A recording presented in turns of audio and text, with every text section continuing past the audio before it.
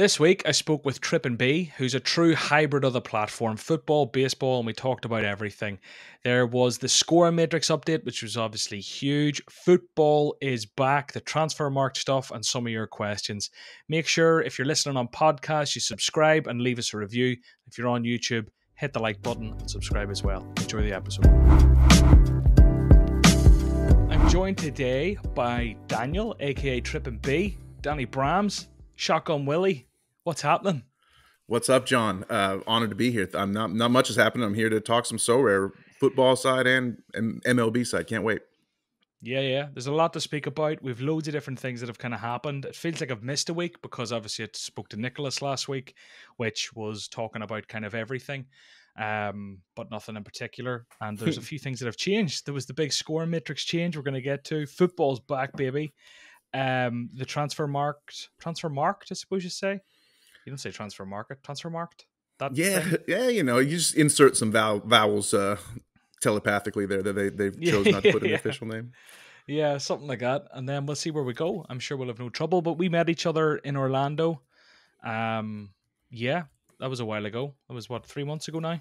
Yeah. It's time flies, but man, what a time that was. I still. That's going to be one of the highlights of my year when I look back in December. You know, I'm going to think, man, go all the way back to that awesome time in Orlando. It was great meeting you. It was great meeting a dozen other SoRare managers and going to a match and just talking the game. I think a lot of people have commented on. I don't need to repeat every single thing that was said, and I know you got the meetup in London coming up very soon as well that you're looking forward to. So it's just that instant connection. It can be hard to make friends as an adult guy. You know, that's a trope in society, but we all became fast friends instantly because we all had so much in common. And I know you're going to experience that again in London. Yeah, 2 days out now. We're recording this on Wednesday, the podcast is going on Friday. It's today, if you're listening today. If you're anywhere near London, feel free to come along on your own. You're not too late. Just grab a ticket, show up. There'll be loads of friends waiting. But Orlando was beautiful. It was great to see you. We had some late drunken nights and some fun at game. Well, you didn't have as much fun at the game because you got beat. You're a diehard Charlotte fan. But it was a great day. So today, you know, I've wanted you on since, to be honest. And there's just been, I don't know, I think I might have messaged you about it and then just sort of waited. And then I seen you run with a guy, SoRare in the States. Shout out that podcast. I thought you'd signed an exclusive deal. But maybe we'll get a couple of the other guys on soon as well. But we've loads to speak about, and it's great having you, who's a true hybrid of the platform. That's what I'm going to call you, a hybrid. I love it. What a trip! You know, I love things that are hybrid. That speaks to my soul. So thank you very much. Yeah. So like, I am a bit of I think I'm like 99 football, 1% MLB, bought a load of cards, way overpaid, which is hilarious. Do you want to have a laugh, actually, just to make everyone else at home feel better if they overpaid for any baseball cards? Do you want to see something really funny? Go to Ronald, and we won't know until time passes to see like how overpaid this is, but on a graph it looks absolutely hilarious, like really funny. Pull up Ronald Acuna Jr. if you can. If not, I'll just narrate it for you. I don't know if you're able to look at it. You're looking at it.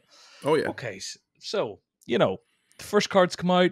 No one knows how expensive they should really be. I didn't take into account the fact they were one of a 5,000, not one of 1,000. I seen the Mike Trout price. I seen the Ohtani price. I got carried away with a bit of an ego in a bidding war for the one-off. And I thought, oh, yeah, that's a good deal. That's a Grail card. That's a brilliant card. The 1 of 5,000 Ronald Acuna Jr. For context, just turned down like a 450 million offer, didn't he? You can probably give a bit more context. Like, who is he in the world of football? In the world of football, he's kind of, I'd almost call him a Julian Alvarez, maybe, you know, guy who's the defending champs. And, you know, I have my higher on Alvarez's chances for playing time than a lot of people are on Man City. Acuna is more of a star. I mean, he's a little more established than Alvarez, but just thinking in terms of the defending champs and being a young, bright star, he could be in that range, I guess, off the top of my head. Oh, so I kind of had it in my head naively. I was like, okay, well, if Ohtani's the Mbappe, maybe Ronald Acuna's like the Haaland. But you chose Maybe. Alvarez instead of Haaland. He may be closer to Alvarez. You got to understand, I love Julian Alvarez. He's like my favorite player. He's like my mascot. So I think of him higher than other people probably do. So he may be closer to Haaland in some people's mind. Who knows? Maybe. But I don't know how much I rate Haaland, to be perfectly honest. But yeah, we can get on to that. That's a fun conversation. I've been talking a lot about Haaland. I've actually, for anyone interested in FPL, I've taken over the Fantasy Football Hub YouTube channel, and I have done a ridiculous amount of talking about Haaland, Kane, that debate. Alvarez is one who everyone in FPL is sleeping on. Not this guy. I haven't got him for game week 1, but I've no doubt at 6.5 million in FPL he's going to be an absolute belter of a pick. But back to Ronald Acuna Jr., we can't leave people waiting this long. I paid €1,650 for a limited. Yes, you heard it right. Limited. A normal football limited. No, you heard it wrong. It's a 5,000 limited. One of 5,000. I paid that. How much did the latest one sell for, I hear you ask? 58 quid. Yeah, and it really hurts when you look at the number 2 and it's about 10% of what you paid, slightly more. It hurts for sure, but you're always going to have that number 1, John, and no one can take it away from you. And I don't think anyone's going to take it away from you at that price. But I'll burn it before I give it away for 60 quid. No doubt. I would say this is an extreme example of what we're seeing in just about any graph, though. There's almost, if you look at anyone's graph, save for a handful of players in this MLB, you'll see a huge drop from the first serial numbers in limited, in rare. Super rare hasn't gotten quite that far yet, but there was some major overpays early on that quickly dropped, and I think it's just because of a number of factors. Excitement, people were, and also the lack of knowledge. People didn't really know how much they were worth, and you get excited about a number 1 serial number, and you just kind of go nuts, and you want the card. We've seen it. But if you look, every graph in the of almost every player looks like this, that steep decline. I think it's going to stay that way for a while with MLB, and we can get into some of the reasons why a little later. I think we plan to, but I do think that MLB cards hit a quick crash as soon as they came out, and it's probably going to stay that way for a little bit, especially as we're at the end of the season. I'm hoping SoRare will come through with some replays or some type of winter game to keep these cards having some interest as they get ready to do like their full launch. SoRare even kind of described it as, almost a soft launch here, the back half of the 2022 season, to really hit it hard in 23. But don't feel bad. I think it might take a while, but I do think your Ronald Acuna will pay off. I don't know if you'll ever truly feel like you're getting value out of it, but you're a good sport for being willing to point out. And we could all, every single one of us could point to our insane SoRare overpays. So don't feel too bad about it. We've all been there. Thanks. Yeah. Thanks, Daniel. I needed that. So I was trying to look back at Mbappe maybe to compare him and sort of be like, well, let's look at the limiteds that we know and the limiteds that we have a sort of track record for. And in terms of Ethereum, it maybe doesn't tell the whole story, but if you look at Mbappe's graph over time, there was that mad sort of rush at the start, everyone trying to get Mbappe, paying a lot of money, and that kind of dipped off, and there was a few months there where, okay, and then he grew to a peak where normal cards were selling for more than the one-off sold for at the start, and then it dropped again, and then it rose again to above, previous highs, but the fate kind of tells a different story. So there is a lot going on there, but I think, do you know what, let's talk about this now and we'll get to all the other things, because this is probably something you've thought about a lot more. Like, where do you think we are in terms of the ecosystem of MLB? I don't know if we have any ideas of the numbers of people interested in terms of the amount of marketing or the onboarding that SoRare might sort of see over the coming months or years in SoRare MLB. Like, where do you see it going? Yeah, so I talked about this in the most recent episode of SoRare in the States earlier this week with my co-host Chris.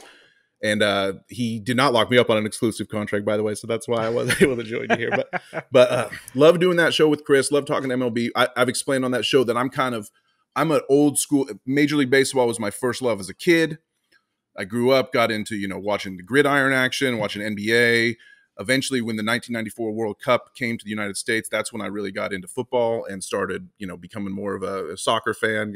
I do use those terms interchangeably. I try to say gridiron when I'm talking about American football to a European audience to distinguish it. But yeah, so it get to the point where football became my true love. And I actually, in my professional life, I'm a TV sports producer, and I spent some time at Major League Baseball Network about 12 years ago, 2011, 2012.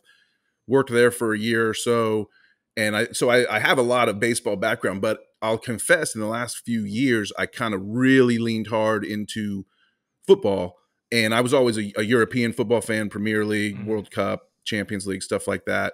And in recent years, I kind of really finally started to embrace the domestic league, the MLS here in America. And that kind of left me with no more like bandwidth in my personal world for Major League Baseball. So I kind of drifted away from Major League Baseball. Now, with being so huge into SoRare, it's become like my number one hobby. And with SoRare launching MLB, when I first got the news a couple months back, I said, hey, it's time to get back into baseball, time to rediscover my first love. So a lot of things about MLB I'm kind of relearning or re-remembering, things that I used to know a lot better, but I feel good with it. And I've been studying the market, and I'm trying to just approach it from a SoRare perspective, So I have some things that all that's a long buildup to say is that, I've been talking about this, I've been thinking about this, and I really feel like there's a couple issues that are hurting us from really knowing where the market is, to answer your question. The lack of functionality on the website has been a problem, I think, in establishing a secondary market. The fact that you can't go to a player page like you would on the soccer side, the fact that you can't go to make a trade, you can't offer another manager lower than what they've got a card posted for, you can't offer trades for card and things like that. And those are hangups. Those are frustrating sort of user interface type of stuff that like you'd say, oh, well, it's going to get fixed eventually. Don't worry about it. Just be patient. And that's fine. I think patience is a grand virtue to have for sure. And I'm trying to be patient. I'm trying to, I'm a dad. I try to yell at my kids to be patient all the time more. So, but the problem, it's not just a user interface thing, because it hurts the establishment of a secondary market. If you can't really make offers to go back and forth and find out like what the real prices of some of these cards are on a secondary market, then we don't really have a way of knowing. Now, there have been enough probably auctions at this point in the limited that we can sort of see what the floor is. You're all too aware of what your Ronald Acuna limited floor is there. But and so that helps. But I personally decided to sort of forgo limited MLB and make my run in the rare division for now. We'll see if that lasts. But I'm sitting here with a lot of rare cards, that a few that I overpaid for and a couple that I think I got on good deals, but I don't really know the real prices. And I think part of that is because we're a little hamstrung by SoRare not giving us the functionality. So I'd like to see that fixed. I think it'll help establish the market a little bit more.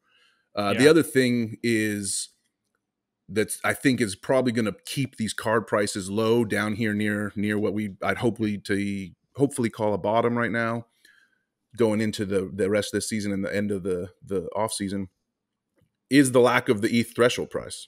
There's no 250 points you can go get in MLB like you can in the All-Star Rare division in soccer. And I think if SoRare could, they would get rid of the threshold price in football for sure, but they know that it would tank the market for any tier 3 rares and things like that below. And they're kind of too into it now. They're too married to it to really get rid of it. They'd have to phase it out over time, and it'd probably take a year or year plus to actually phase that out of the soccer game. So I don't think they want to put it into the baseball game.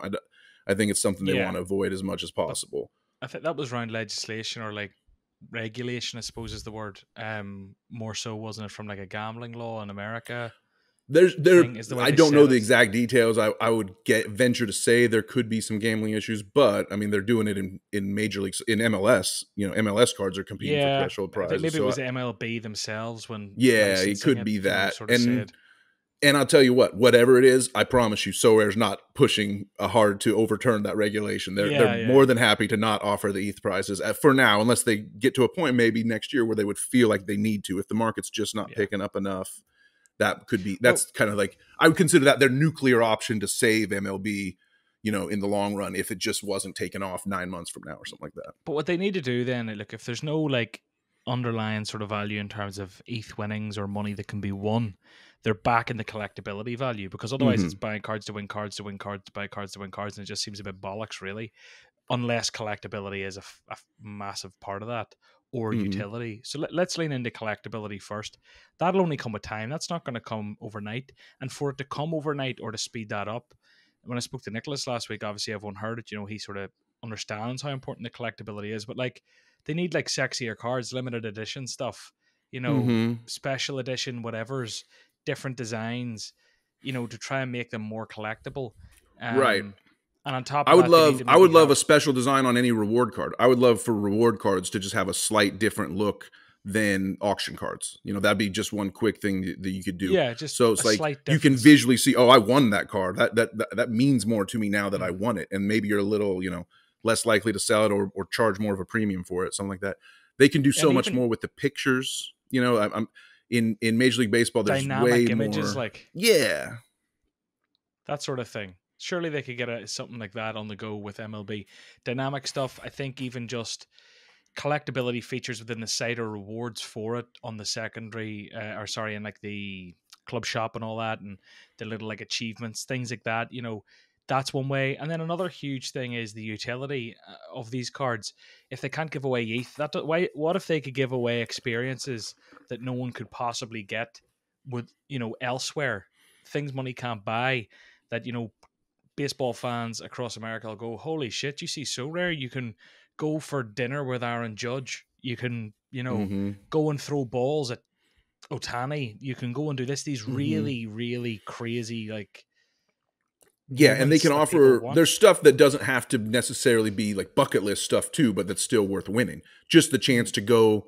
So every team in Major League Baseball, if they're going to play a game at 7 that night, they're going to show up at the ballpark earlier in the day and they're going to go out for an hour or two and take batting practice. And it's just the players in half uniforms just kind of hanging out. And it's a very loose, a few reporters are there to do interviews. So batting practice is an established thing. Everybody knows, oh yeah, if you just score 300 points in this game week, you get to go to batting practice for the New York Yankees next week. Something like that. It's cheap. It doesn't cost SoRare a lot of money to give that away. The Yankees, I'm not sure they would want huge crowds at their batting practice, but maybe they can find a way. They'd probably sell some concession. So I think that's just a great idea. And I think you did a really good job. Of course, I listened to your talk with Nicholas last week, and I think you pressed him really well and pushed him to the things that are going to add more collectability, like you say, which is real world experiences, special edition cards, and more club shop type stuff. I'm right there with you. I heard you say that, and it was like angels singing from the heavens to me, as you were asking him those questions, because I was like, yes, this is what we need. And I'd go, my big thing is I don't if you play FIFA Ultimate Team, if you're into that at all, but I have played it before, I want like the squad building challenges where you can like, hey, let's put together a full 11 of Celtic in limited, and you win like a Rio Hatate rare or something, something, you win like a Celtic rare, if you've assembled the 11 starters for the in the limited division, you can burn those cards to get an upgrade, or it doesn't have to be even cross scarcity. It could just be like a really nice other limited or something like that. So yeah, squad build, or it could just be club shop prices for a squad building challenge. But that's something that they can do in both sports, I think, and everything you've said is spot on as well. Yeah. So we'll see how the MLB sort of progresses, but I think a lot of us in football seem, and most of the audience of this podcast will be football because that's where it all started. Maybe there's a few if you're a new baseball listener, shout me out. No, that's the wrong thing to say. Don't shout me out. Message me. That's what I was trying to say. I've been making so much content over the last week, I can barely speak, so you'll have to empathize with me if I start stumbling over words this one. But yeah, so MLB in the future, we'll see. I didn't realize just how low the prices have gone.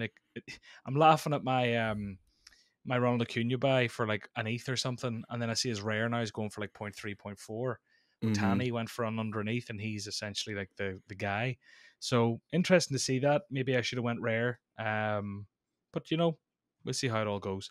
If I'm guessing, I think that SoRare's happy to see these prices low, because I think one of their things is that the hardest part of growing football, even after the boom of 2021, was the high barrier of entry price wise. It's tough to get into it. That's why they had to launch limited and things like that. So I think ultimately, SoRare's goal right now is just volume, and they want to bring in as many people as possible, even at the expense of, I've said this again on SoRare in the States, like I think they're kind of hurting they're not really rewarding the people who have spent big early. They're not really doing much to help the whales in this case, and the early movers and the people who are really enthusiastic. I think that's a problem. I don't think you want to make those people angry.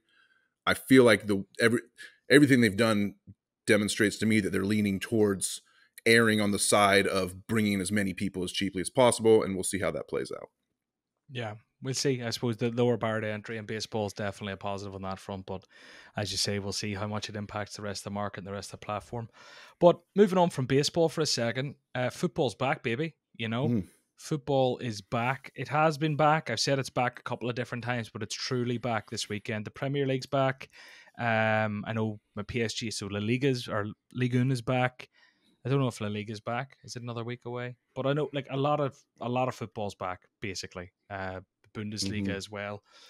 European football, full stacked teams going out. Lots more teams will be coming out. People have been prepping all summer.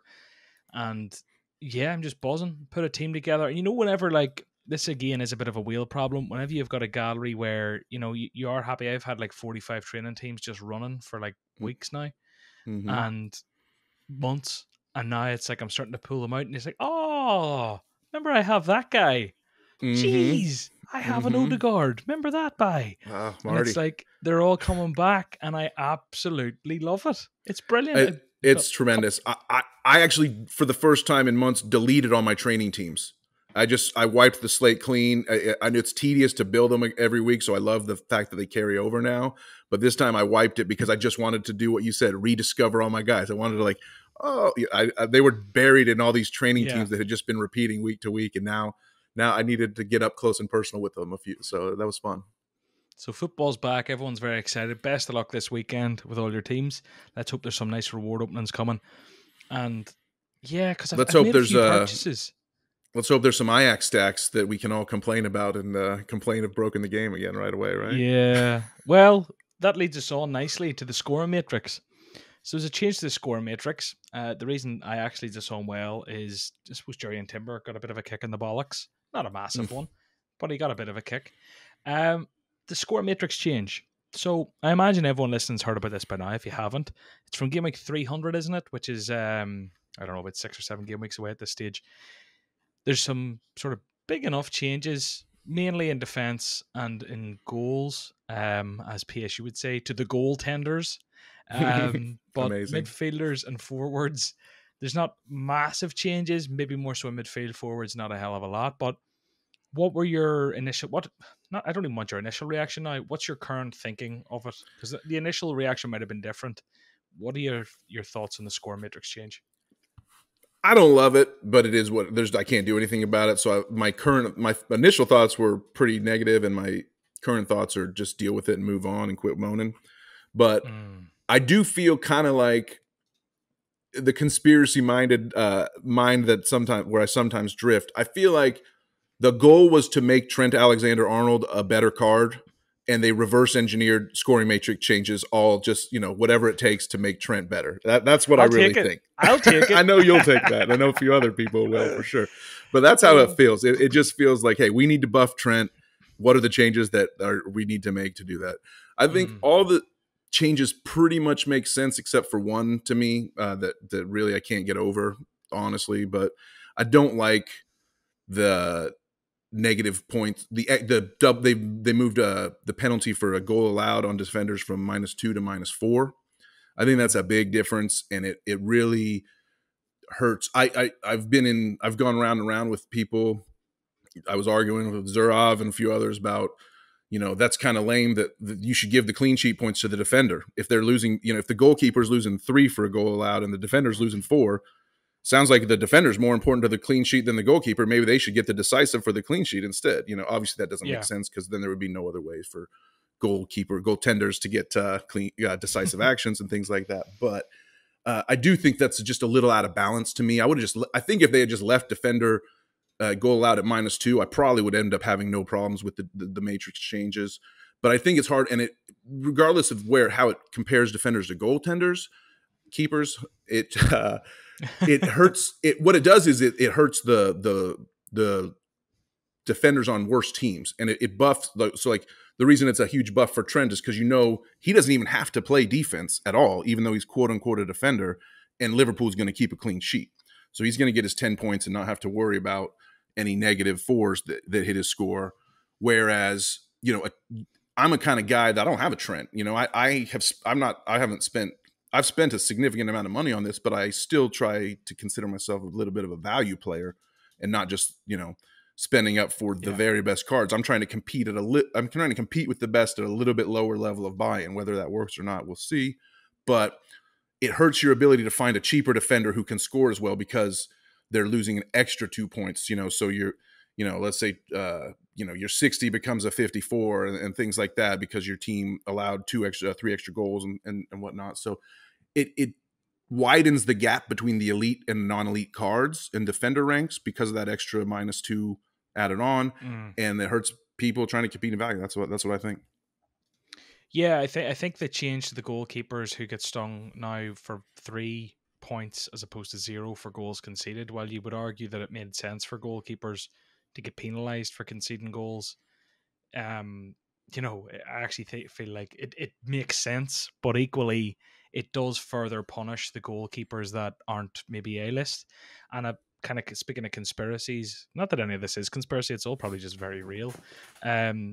You know, a lot of people sort of thinking, you know, they're taking out the common goalkeepers from the threshold, and now this has made it even harder because a lot of goalkeepers won't necessarily really be useful. They'll be the price of entry, but you know, if you're a goalkeeper for a lower half team in the Bundesliga where there's loads of goals, or for a lower half team in many places, as a threshold player, you're probably not going to be that useful because you could be shooting 20s and 15s regularly. But equally, that said, the peaks of these players will be higher because you'd imagine when they do keep a clean sheet, they'll make more saves, and saves inside the box get an extra point. Good high claims get a bit more, punches get a bit more.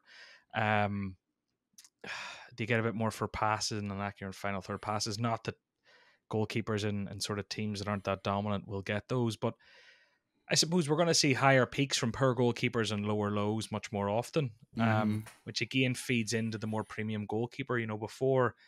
And maybe it is counterintuitive the way it was before. I'm trying my best not to be biased because I do have like the Courtois and All Blacks, but like, you know, before it was a case of an All Black might get you 60 points regularly enough, but he's never going to hit you a 90. Well, maybe he's a bad example. Maybe like an Allison is the example there.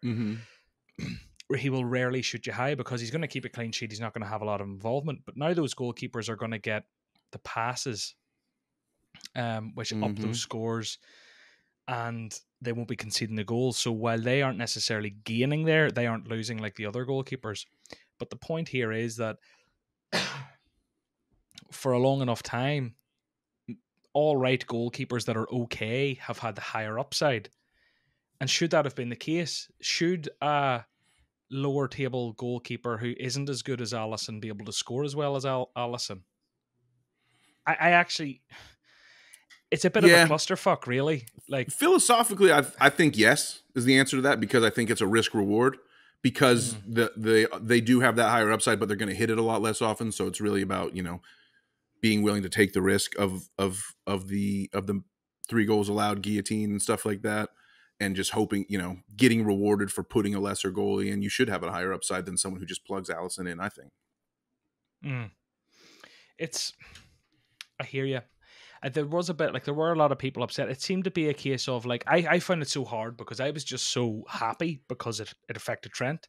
And I've been madly running with 2 Trents for a while for no real reason other than the fact that I just really like him. Hence, he's on the wall behind me. He's like the ultimate fantasy player. And I do feel like he's revolutionized the right back role. You know, he's almost changed how teams play. The attack and wing backs are like, he's been so dominant for so long. Like, I do feel Trent should score how Trent scores. But equally, I'm probably incredibly biased. You know, the centre backs seem to have got a little bit of a kick in the stones. Not massively, but if I pull up like a Jurriën Timber, like his, where are we looking? His L40 average goes from a 68 down to a 66. His L5 goes from a 40 down to a 34. He's got a slight kick in the stones, but I mean, he's still going to be a really top option. Yeah, God forbid that defenders who play defense should score well in the defender role, right? Yeah. Hey, Trent Alexander-Arnold is awesome, but he's not a defender. He's a midfield winger, and I won't accept any arguments to the contrary. Is a defender. He does not play defense. He's horrible. He's picked on by opponents that go after him when he's on the field every time. He's a defender, though. He sure is he a is. defender. Sure he is. Yeah, right. Yeah. No doubt. He's a defender. Yeah. That's all. Just because Klopp calls him a defender doesn't mean that he actually is. Yeah, that's fair. But I suppose like the thing here is, if we look at the Matrix, what seems to have happened is, the likes of the Timber, and the Timber's just the prime guy. The guys who camp in there and just inside the final third of the opposition because they're such dominant teams in their domestic league. He hasn't been killed, but he's knocked 20% off basically everything from his passing that he's really going to get, apart from attempted assists. But like accurate passes and accurate final third passes, knocked 20% off what he would have got. He's not going to concede goals, so like the goals conceded isn't really a thing. Errors leading to shot don't happen that often. The fouls are a small thing, but in a nutshell, I think I'm going a bit too into the weeds here for a podcast, maybe on something that's already been digested. The bottom line is, are we happy with the Matrix change? I am. I'm biased. I think the goalkeepers do get hit a little bit hard at times, and I do agree with you on the -4. I think the goal conceded penalty across the board was maybe a little heavy-handed. Outside that, I think it's fair enough. Yeah, I think it's fair enough. And this is how close I am to being in your camp, by the way. A quick SoRare story. I had a podium finish last summer, great lineup, and there was a stat adjustment to I was in first on Sunday night, and there was a stat adjustment that knocked me down to second by just fractions of a point. And the other guy, the guy who passed me, his guys all played on, my guys had all played on Saturday, so that my guys all went through the secondary Opta review and ticked me down. His guys all played on Sunday, and so they didn't go through the secondary review. He didn't have any chance to like drop his score from Opta review, so I got stuck by fractions of a point in second. First place was Trent, and second place that I got was Alessio Cragno, the Genoa goalkeeper, who's just completely worthless. It was just one of the worst SoRare experiences of podiums you could possibly have. But that is absolutely cutting. I don't think you are over it. I don't think you could ever get over that. I'm not. I'm not over it. Yeah, and then if that had just gone slightly the other way by 0.02 points, then I'd be all about this new scoring matrix with buffing my Trent that I never would have sold. I would have kept that thing for sure because he's a badass. The last thing I want to say about the score matrix, I suppose, is this. Do you think the manner in which they've done it is good enough in terms of timing? They're pretty wholesale changes to some players. It's really buffed fullbacks who lose a lot of possession, like big time. Like there's guys out there. The first thing I did was I went and looked for who loses the most possession, and then I just bought a couple of them. I only bought one rare and a few limits, really. But like, if you lose 20 possessions a game, you've just gained 8 points. If that's your average, you've just gained 8 points a game. If you lose 30 possessions in a game, you've just gained 12 points. And 10 possessions a game would be very common, at least for a fullback in attack and sort of wing-back systems. And that's just 4 points gained. Like, that is a big enough change. Whatever about midfielders, some did win, and forwards very minimally. But they realistically only gave, 6 weeks? 8 weeks? Yeah. I think the timing is it's good on when it takes effect. I think right here at the start of a new European season is the time to do it. I think that's, as much as I love MLS and played the summer very hard in the America division, I think that the base of the bulk of the user base being European based, I think it's smart to time changes to the start of the European season. I have no problem with that. But I think that they probably knew these changes were coming. I don't think that they finished the matrix scoring changes and then announced it the next day. So I think they should have announced a little sooner. There should have been a little bit more lead time. So I like the timing of when it takes effect. I didn't love the timing of the announcement. Probably could have been a month sooner. I'm pretty sure they had an eye or a mind of what they were going to do. And if you look at what happened immediately after the changes were announced, you sometimes wonder, hey, were there people that knew this was coming today or something like that? Because I saw people pouncing, on trends, and maybe they're just really smart and opportunistic and had the insight right away, or maybe they knew to expect something. Who knows? I don't know. The trends that were pounced on, was that by AJ? The fake AJ account, yeah. The fake AJ account. I mean, look, if that happened after the article was published or after the changes were published, if it happened after that, I wouldn't look into it personally, because I just think the first thing I seen was possession lost, because everyone thought that's what was going to happen. If you had to say, what are they going to change in a score matrix change, it's losing possession for defenders. And the minute that happens, the first person you go to is Trent. Without even digging in and running numbers, the first person. And if you're a whale and you have the budget, the first person who's going to rise in value is Trent. So I wouldn't look into that. However, if someone straight off the back of it within minutes had bought loads of like lesser known guys who've benefited really well, then it would be a bit fishy. And maybe that happened. If that's happened, then someone got tipped off, and that's not great. Again, you're right, and that's good analysis, and I'll take my tinfoil hat off, obviously. But yeah, and again, the Trent supernova, the whole thing was, the scoring matrix is you can just call it the Trent Alexander-Arnold update, because that, like I said, it all feels as if it was reverse engineered just above him, but we'll see how it plays out. I do think this is one of those things that in a few months it will have sort of washed, any feelings about it will have washed away, and just be like, oh yeah, there used to be an old matrix. I forgot what it was. We'll have adjusted. So yeah, I think so. So in terms of the score matrix, I think that's about it. I don't think there's anything else I want to say personally.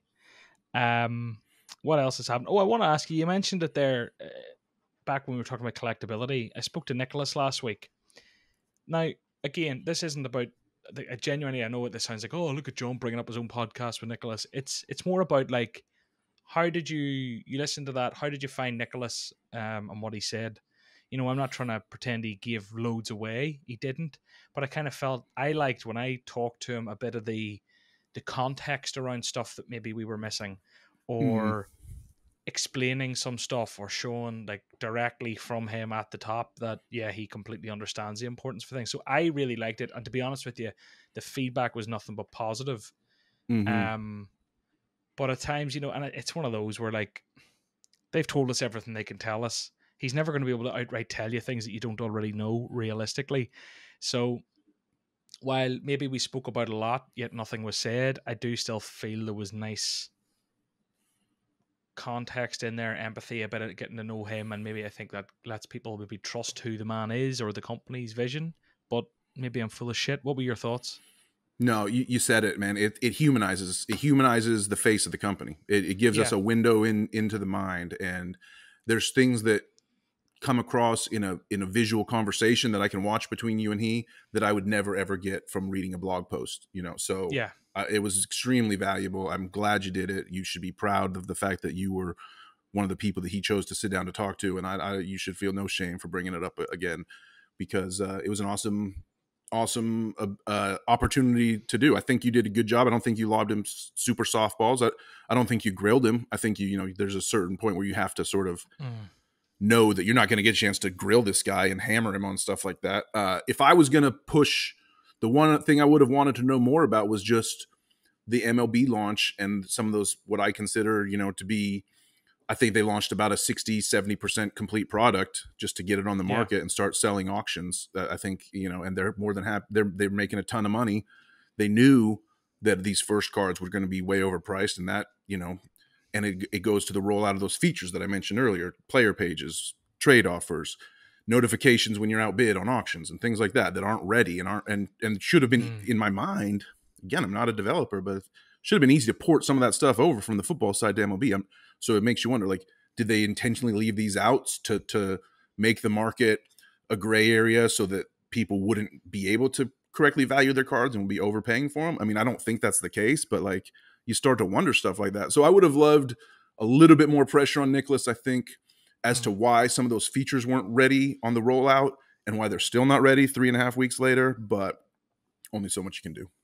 Yeah, no, I think that's fair. I think from my perspective, I honestly, rightly, wrongly, whatever, I'm a podcast host and maybe should be more attuned with everything going on around, but I've been very detached from the baseball launch because I'm not a big baseball guy. So I kind of went in and just bought the big guys, and I pop in a team and I walk away, and I haven't even sent an offer on secondary. I haven't received offers. You can't send an offer on secondary. That's the problem. There we go. That's what I'm talking about. There we go. Yeah. So I didn't even know that, Yeah. So like, for me to push that, I would need to know it. So maybe I should have known a bit more going into that about MLB. I think what I tried to do was, I had my questions, and then I looked through the post that went out, and I looked at the most liked ones, and there were some really huge bits of huge questions, and 30, 40, 50, 100 likes on some of them, and I just kind of picked the top 10 because I treated it almost like an AMA, when it's like the upvoted questions. But you're right. Let me be a little more on the positive side, since I've been throwing so much, negative towards SoRare, both founded and unfounded probably.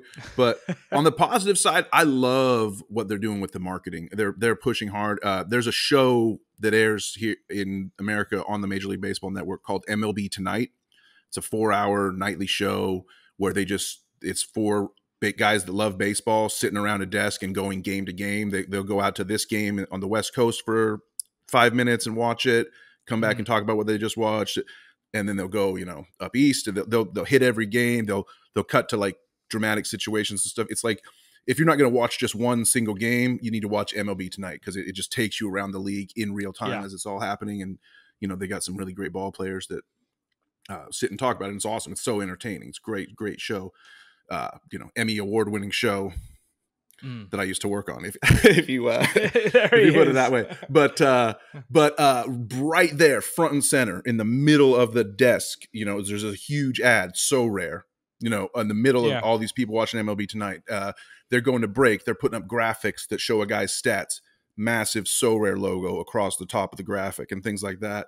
So, and that's got to have all these people who've never heard of SoRare football asking questions. They're baseball fans that probably hate soccer, to be perfectly honest, but they are going to be like, what's SoRare? What is this SoRare thing? Yeah. And so what they're doing to pique interest, and because I truly believe that the very large bulk of the current MLB buyers, people who've been buying for the last 3 weeks, are from the football side, are SoRare players in football who've come over, and maybe generously, I would estimate 20% probably are people that have never played SoRare but came in for baseball. I would say it's about 80-20 personally, my guesstimate. But they're going to, those numbers will start to shift, hopefully, as more people who've never heard of SoRare but are huge baseball fans start to come in. And so SoRare has really done a good job with the marketing there. MLB is pushing it. Hopefully that continues.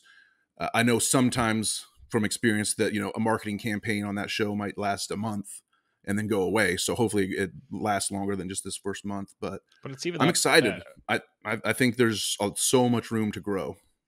It's even that retargeting. If they see SoRare there, maybe they're like, oh, what's that? And then they forget about it. And then in a month, it's at a billboard at a game. And then they see it again whenever Aaron Judge is talking about it. And then they see it again and again. And then eventually they'll snap and they'll go, gee, what is this? And they'll have a look, or their mate will talk about it, word of mouth, and bada.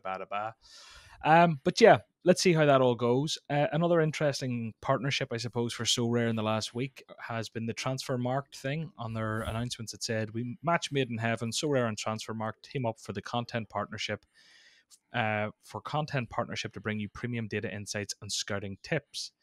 And when we actually, people are like, well, what does this mean? No one had a clue. What does that mean? So Brian O'Hagan, I think he's still head of growth lead at SoRare. Very excited about this content partnership between two football powerhouses. I've seen some questions as to what this partnership will be and why we're doing it. Let me break it down quickly. This is only 3 tweets. I'll read it out now. This is a marketing partnership for SoRare to build product awareness and acquire users. Transfermarkt is a community and product that we admire.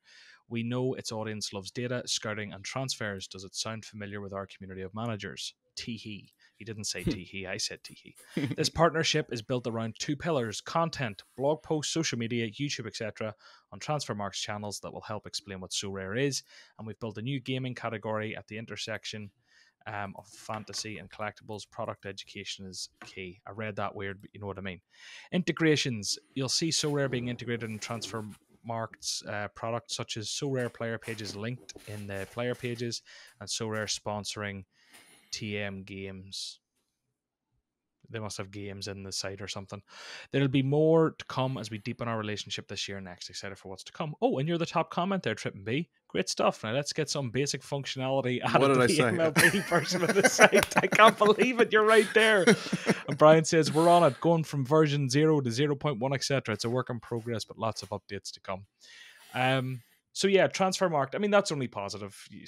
you can't really shit on it, can you? I mean, in any way, it doesn't No, need everything. Doesn't there's need to be one there. I do. groundbreaking. I'll voice one concern. I'll voice one concern, and it I was actually reading that series of tweets from Brian. I actually my heart rested a little bit at this because I think it's a great partnership for like pushing SoRare advertising onto Transfermarkt because that's a well-used website. So push as much SoRare out there into other sites to get people to come and join SoRare. That's great. The one thing I'm concerned about is I don't want SoRare as an entity trying to be pushing scouting advice on managers and users and things like that. I don't know if you've seen this. I doubt you've played the Academy since they launched it. No. But when you go to put a lineup in the Academy, on your roster build page, as you're putting the guys in the roster, they have this new feature of like suggested players, like, oh, to buy. So it's like, oh, you might want to buy this guy. He would fit in your lineup type of thing. And it's like, I'm not so sure. And it seemed like maybe SoRare was going to try to be, making that even more robust through like transfer market data to like suggest players to buy and stuff like that. And that's just not somewhere I want to see SoRare going at all. I think that's bad. They had a tweet the other day about like Arturo Vidal, his debut for Flamengo, right? And they're like, oh, look at this guy. He scored 100 in his debut. Like, oh, go get his card. And it's like, well, if you actually follow the news, you know that he was only in that game due to some rotation. He's not going to be a regular starter for his new team. He's old and stuff like that. So I just don't want SoRare trying to push cards on us. I think they need to be a little more neutral there, but we'll see. They haven't crossed any lines as far as I'm concerned, but they can see the line from where they're standing. Why? I'm not even disagreeing with you. I just want to hear more. Why can they not? Or where does the ethical problem come or the legal problem come if SoRare start to go, ooh, maybe you should buy this guy? Is that financial advice? Is it not? What is it that doesn't sit right with you? It feels like financial advice to me. And I know SoRare is also pushing the whole, hey, Nicholas is leaning. I saw he did a retweet the other day. They're really leaning into this idea of, hey, we're just a game. We're not a money making tool. We're just a game for people to play and have fun. And that's fine. I think that's the key to sustainability over the years for sure, because we just have to accept the fact that we're never going to make as much money as the people who started buying cards in 2019. It just is what it is, unless insane things happen. But yeah, I'm a little wary of them giving financial advice because they have that vested interest. Like SoRare makes money from auction sales and loses money from secondary market sales, right? So like them trying to like push guys on you to go get at auctions. I'm a little wary of that. That's all. Yeah, because if you go buy someone a card and it doesn't work out, that's a huge gain for SoRare and a huge loss for you. You see, that's basically what I'm saying.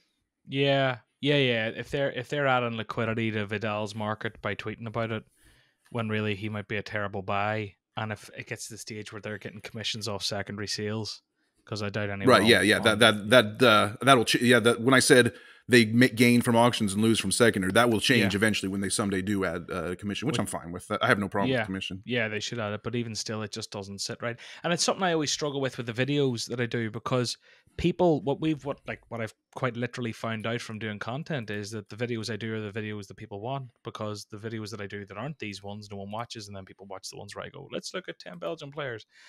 That's why I do them, because they're the ones people want to watch. But what I've started to try and be a bit more careful about is, instead of saying, he looks great value, because, you're looking at it, I'm looking at the data, and I'm looking at his price, and I'm going, how on earth is his limited £6? This seems mad. That looks great value. But equally, is that financial advice? It's a really... Some people disagree, some people agree. There's a lot of debate around that, and I'd love to actually know. So I've started now to try and just talk about players and their scores and reference price a little less.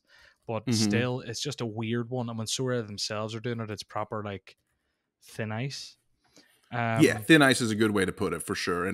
And I think, you have the ability to be like very you can sort of like couch any advice that you give in a podcast. You can say like, hey, this is what I think, but this is what I think, but, and you can very much hammer that but.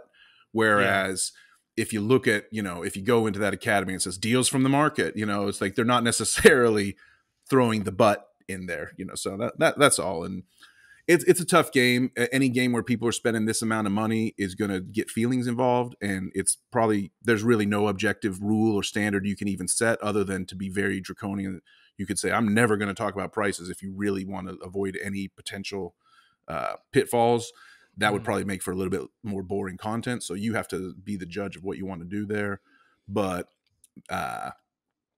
it's tough. It is a game. It's a money game that we play for fun and hopefully a little money on the side. Everyone has their own sort of subjective opinion of where they land on that. Yeah. Like, would I play SoRare if money didn't exist in it? I play FPL.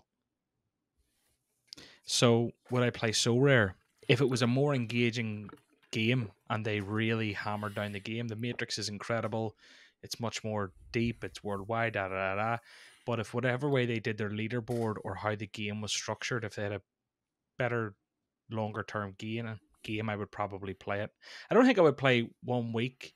Like, I wouldn't play FPL for 1 week at a time for bragging rights personally. So I don't think I would play SoRare in its current iteration if money wasn't involved. But I would play an adjusted version of it that was longer term or something. Because the thing that I love about it is speculating on youth and seeing where that goes. And yeah, I don't know.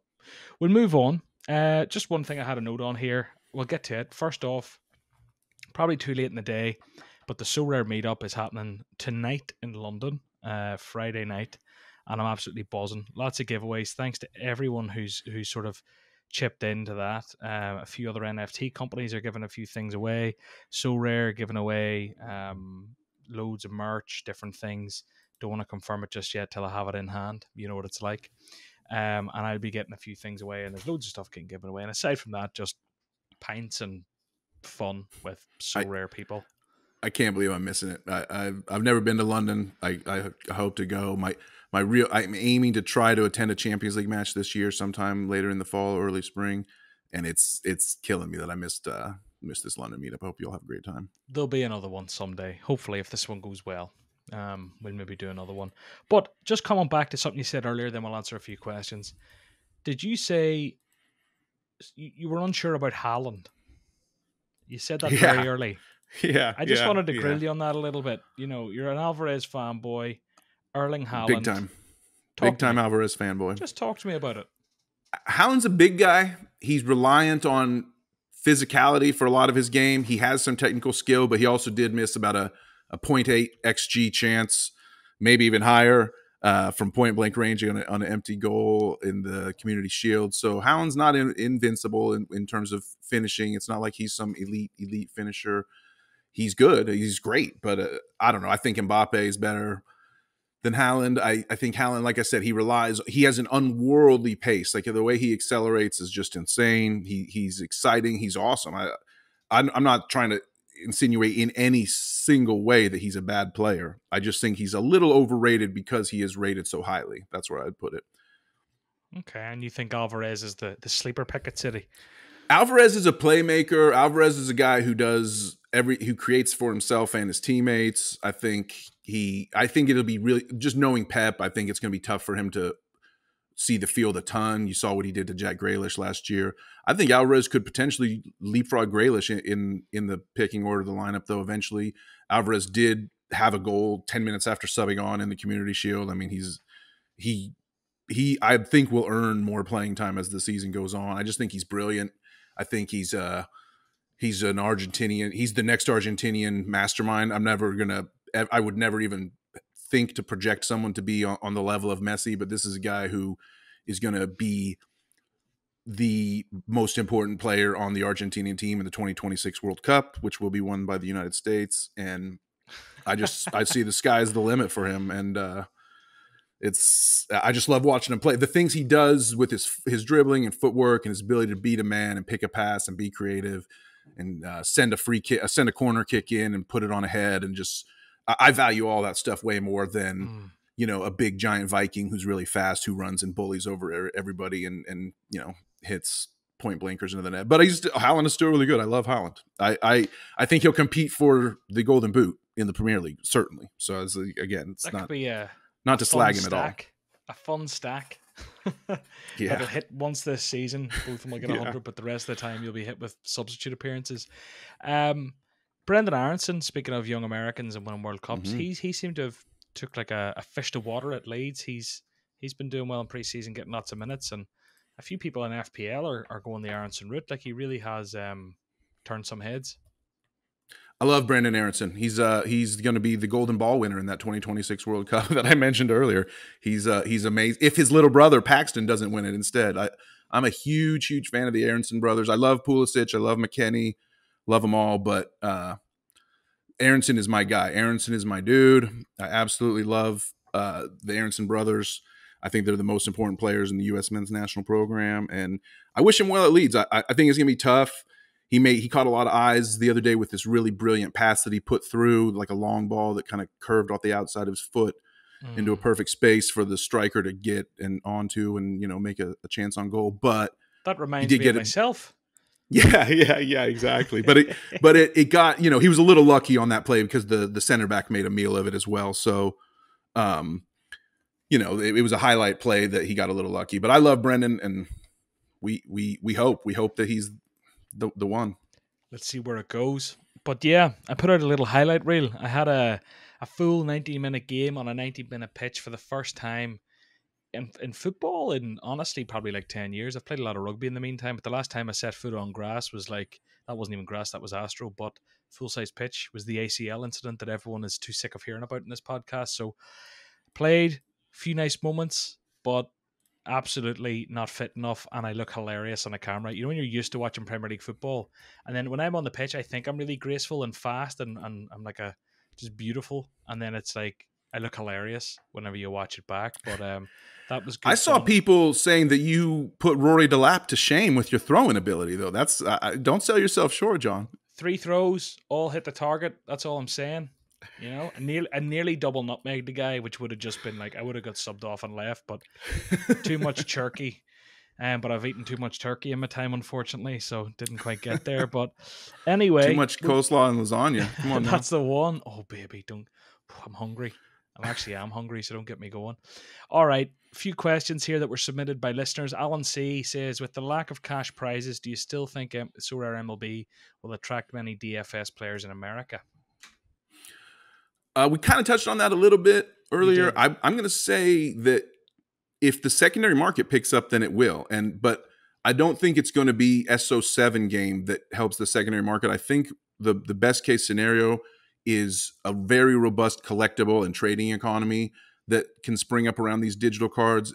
Baseball cards just have a strong tradition going back 100 years in the United States of America in terms of being collectibles and, the physical version of the cards. And they've perked up again a lot recently. They kind of went through a down slump in the 1990s and early 2000s. And now card collecting is probably as hot as it ever was here in America. So the ability to trade cards and to get to build big collections for cheap with limited, and then hopefully that brings in a huge user base of people who are collecting, and that drives the prices back up. And then that starts to attract some of the fantasy players who want to win the prizes and sell them.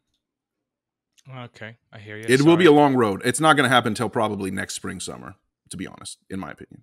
You think it's a long road? Well, let's see where it ends up and see how baseball evolves. I was just looking at the screenshot you sent me through. That's why I got a bit distracted there of the deals from the market.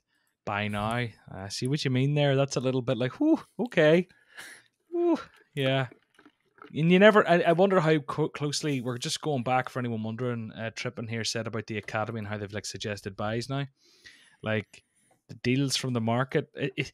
I wonder how closely they police those. That's my thing, because what if that accidentally sticks out like a DMP or an injured player, which it could very easily do? Like, how much thought is going into those? Are they being handpicked? Like, oh, this would actually be a really good guy this week, like based off the fixture, based off the this, or is it a key? And even then, it's a bit dodgy. And are they going to be using the transfer market data to determine that and stuff like that with this new partnership? And it's just a gray area at best. It's just, if you're listening SoRare, that is screaming for someone to go and buy one of these, have a DMP, miss out on a reward, and then the player plummets in price or something, and then they go at you and say, "But you told me to buy such and such." Right. So yeah, you're right. You see the issue.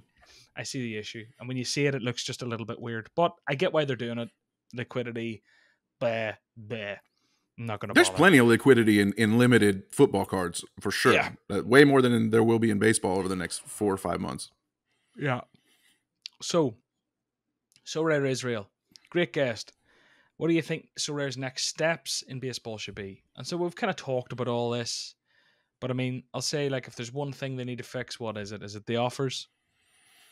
Yeah, I mean, very next step should be everything that I've already said on this podcast and on SoRare in the States this week. But here's what I'll say. The thing that they should be thinking of on the 3-4 month horizon is adding utility during the offseason. The offseason's coming up on us very quick. In October, they go to playoffs, and there's only about 12 of the teams still playing active games. So that's going to kill a lot of utility on cards. And then when they don't start playing again until end of next March, mid-April, even into May. They don't really get going until. So in that dead zone, SoRare needs to come up with some type of replays game or something like that, like they did for football during COVID, something to keep interest and some form of utility in the market during the offseason. That's what they should be primarily focused on. I like it. The next question is from SoRare MLB Magnum. Do you prioritize starting pitchers or hitters in the flex position? And I know this is over a lot of people's heads. It's over my head. Talk to me like I'm a 3-year-old who's never played baseball. Okay, so think of it as if you had a flex position in football where you could put either a goalkeeper or a striker. Okay. So your goalkeeper is your pitcher. It's an imperfect analogy, but in this case, it kind of applies. Like their upside is kind of capped, but they have a higher floor. Although they can still go down if they have a really bad game. But a pitcher is going to have a higher floor. A good pitching game, from what I look on the baseball matrix, is about 25 points. And I actually had my starting pitcher this week had one of his worst games ever, and he had 0 points. So that was a big kick in the bollocks. But most pitchers are going to have a starting pitcher that starts a game and has an average game is going to get you between 15, 22 points, let's say. And if they have a great game, it's going to be capped at around 40 because pitchers only stay in the game for so long. The way they get stats, there's only a certain amount of times they can do those things, etc. So they can only do so much. Whereas a hitter might get you a 0. A hitter might go up for an entire game week, play 3 games of baseball, have 0 hits, have 3 strikeouts, and get you a negative score on the game week. And that would suck, obviously. But a hitter also has almost unlimited upside in terms of, you've seen this guy, Aaron Judge, who's like the big stud for the Yankees. He happened to like get nuclear hot in his game right at the time SoRare MLB launched. So I know a lot of people that are new to baseball are thinking like, this guy Judge is like the freaking, Mbappe, Messi, and Trent Alexander-Arnold all wrapped into one. I mean, he's amazing. He's putting up like 60-point game weeks so far every of the first 4 game weeks that they've run. So yeah, but you see, like, that's the upside. A good hitter can get you easily over 40 points in a game week, whereas a pitcher is going to have to work their ass off just to get to 40 is about as high as they can go. So long answer to a question, which is, because there's no ETH threshold, because there's no real, if you're just shooting for a tier 3 prize, you just want to make sure you get in the prize pool, put a pitcher there. But if you want to shoot for the podium, if you want to win, always put a hitter in the flex for me. Okay, I like it because I have like the 2 pitchers. I have Kershaw and Alcantara, Sandy, and then I also have a relief pitcher. So I end up going for one of them's normally the flex because I just bought the 7 cards.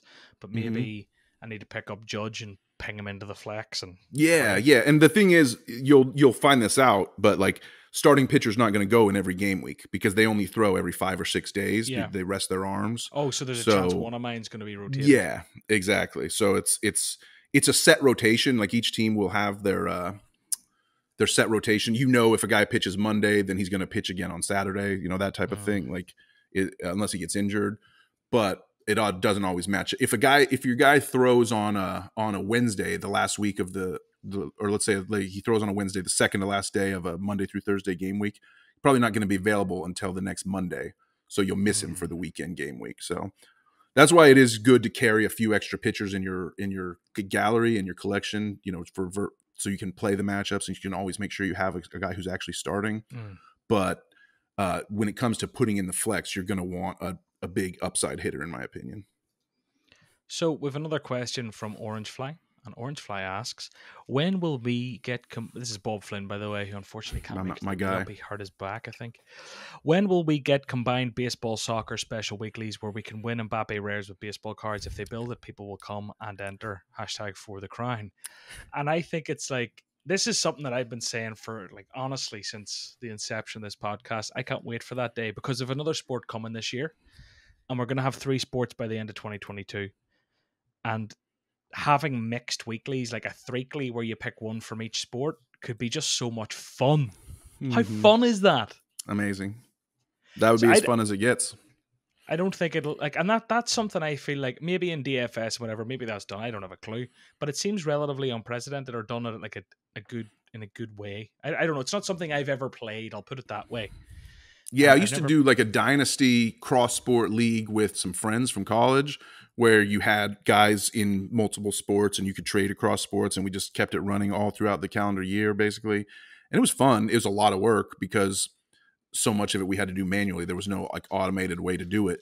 If that would have been a little easier on the technical side of it, it would have probably been even more engaging. So if SoRare can figure out the way to do, like you said, a threekly with 3 different sports, or 2 baseball players and a football player, or vice versa, that'd be awesome. I think the answer to Bob's question is hopefully as soon as possible, because there's literally zero downside to those type of competitions. Yeah, I think it'd be really fun. And even it might add a bit of baseball liquidity. Not that maybe that's... It's so funny because we're all very territorial. We look at our football product and be like, it's not our responsibility to... But I mean, if you could win an Mbappe, if you could win Haaland's, if you could win whatever's, and the baseball cards look decent value, you might go over and go, okay, let me pick one of these up, see what happens, and stick them into the weekly. Right. So, well, that's why, like, winning a few cards from the same Belgian team got me into following, the Belgian league closer than I had been before. It's like you're dead on when you say, like, it's almost like the gateway drug, right? You just win a couple and then you want more. So yeah, I'm all for it. I'm all for it too. So, Daniel, is there much else? We have the 137 game to do, but we've been through the things that have kind of happened. I don't know. Is there anything else? I've got 4 ETH to spend, and I'm kind of torn on buying a Jota at Celtic. I need a forward, and I can't quite stretch to Mbappe, so I'm tempted. This a 4 ETH burning a hole in my pocket. I'm traditionally not very good at holding ETH, but yeah, that's a big sum for sure. It's a lot. It's all based off the back of a Sandro Tonali sale that kind of came out of nowhere. Congratulations. But sorry, I'm just looking through as well. I'm kind of just, before we wrap up, a few things. I see Bernd Leno's got the move to Fulham. Hey, good for him. Great gunner, Bernd Leno. not really. Not really, kind of. So he's off to Fulham. He'll get game time. That's always great to see. Has there been any big moves that have really helped your gallery this transfer window? Not really. I'm a little light on European cards. I went pretty hard. I actually made a big deposit at the start of the summer to buy myself into Division 2 in America. Basically, I bought a couple America Uniques and some top tier super rares. So that's kind of where I've been most of my focus. And I think I've been a little late on the European side. I'm sticking with a lot of the guys I had last year so far, and hoping that I can, once the initial early season hype dies down, hoping my America guys can carry me through September, and then maybe the European prices tick down just a hair, as for non-World Cup guys. I'm kind of hoping, I guess, and we'll see. I guess the one transfer that did help me was the Josh Cullen going from Jupiler over to the English Championship, opened up a spot for Adrian Treble to come in. That's probably been the best example of something that's really helped me with the transfer. He's crushing it through 2 games for Anderlecht in the AA points. So that's nice. But now I'm starting to wonder if I need to flip this guy. So because he's a little old, we'll see. The eternal struggle. If now is not the time to sell, when is? Do you know? Yeah. But man, Jota. I think I might be checking by the time this podcast publishes. You might have Jota in your gallery. When I'm looking at the rankings and where he stacks up against everybody else, it's not bad. It's either that, or I go and I play the longer game and I just buy like 6 guys, 7 guys, 8 guys who are all like much cheaper, and hope one of them works out longer term. Because I've done this recently where I buy big guys, and he's pretty nailed. But I mean, what's not to say he pisses off in January to a championship club or like lower Premier League? That type of stuff happens.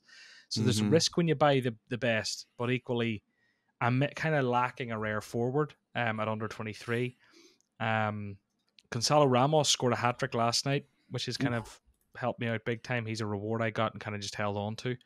But a few things haven't gone my way. A couple of things kind of have. We'll see what happens. But Trippin, it's time to do the 137 game. So again, mwahaha, we've had 3 weeks in a row where people haven't scored. Last week, it wasn't Nicholas. He didn't do it. Probably should have got him to. HG the week before got a DMP and a 78 for like a big wah, wah, wah. He got nothing. So charity still sat at 209 quid. I think once it hits 250, I'll make a donation. Let's see if you can get us there. So you're allowed to pick baseball. You're allowed to pick football. You're allowed to pick as many players as you want. 137, the target. Let's go hybrid for sure. Let's go hybrid. I mentioned I love hybrid things in general, and this seems like the time to do it. So I'm going to go hybrid, but I'm also going to stick with, things that are true to me and my soul. As you saw, I'm the world's biggest Charlotte FC fan. I represent at home and on the road. I went into the belly of the beast in Orlando and wore my Charlotte gear in the club section. I had all the Orlando fans yelling at me, telling me to sit down. When I was trying to stand up and watch the match, they told me to sit down. That did happen. There was someone not happy with you. Yeah, they were not happy. I think thanks to you, I was able to make friends with those people by the end of the game because they loved you, but they did not love me at the beginning. Yeah, that's the lady who was rubbing my belly when I was drinking the cans. If anyone watches the video, but okay, yeah, she did hate me, but I'm gonna go Charlotte themed on my 137. So. And so this will be for the weekend though, right? Because Charlotte actually, as of this recording, we got a midweek match tonight. But I'm going to go for the weekend. We're playing at home against Chicago Fire, who are horrible. So we should be able to score pretty well against them. I'm going to go with my guy, the first card in my Charlotte FC collection. If you heard me do that SoRare Andrews podcast a couple weeks ago, Brandt Bronico. It's BRANDT. Brandt Bronico. Goes by the handle of Bronny Bro, and he's the ultimate bro. He's just a really cool guy. He's awesome. He's our central defensive midfield. He's the one of the few undroppables in the squad. And I think he's good. He's always good for 45 to 50 points. He doesn't quite have the upside. So I'm going to say Bronico's my rock in my 137. Then I'm going to go over to the baseball side, and I'm going to bring in this was the guy that I chose as my common card when I started the baseball collection. They gave you a point, and I love this guy. He doesn't play. My favorite team is the Texas Rangers. This guy plays for the Atlanta Braves, but he's just a young, dynamic player. His name is Dansby Swanson, Dansby. I followed this guy in college. I covered him at my job when he was a college player. Now he's in the pros, and he's just a cool dude. I like the name. Lieutenant Dans is his nickname. Yeah. And so, we'll go with Dansby. I think Dansby probably going to get me about 20 points. So I'm sitting at 70. I need a 137. I want a decisive. I need a decisive. I need a goal. Okay. I'm going to go with the man, the designated player, the highest paid player on Charlotte FC, Karol Swiderski, the Polish rifle, the man who is currently somewhere between 4 or 5 slots behind Lewandowski on the Polish depth chart for the World Cup, give or take. And but no, Karol can find a goal against Chicago. He doesn't do a ton else AA-wise, so I think he's going to get me right in that range. So Bronico and Swiderski from Charlotte, Dansby Swanson from the Atlanta Braves. We got a hybrid 137, and Charity, watch out, you're in trouble. I hope you're wrong. I hope Charity gets nothing. I hate Charity when I'm the one donating. But that's interesting. We have a hybrid. We have a threesome.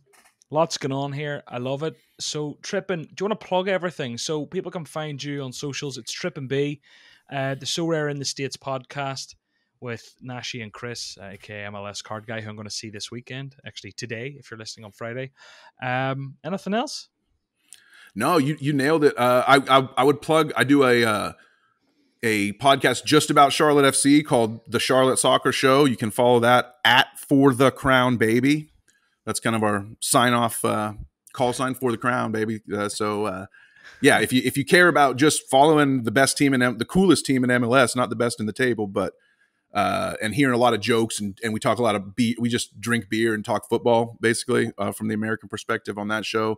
A lot of fun, not a lot of SoRare content, but it's a lot of fun. And hopefully I've convinced a few of my SoRare friends to become listeners. So hey, maybe I can get a few more. For the crown, baby. Okay, I hope you enjoyed that. Thank you so much for watching or listening wherever you are. Absolute pleasure having TrippinB on. Make sure you go and find him on Twitter, and you can find me at JohnNellis_. See you next week. Bye-bye.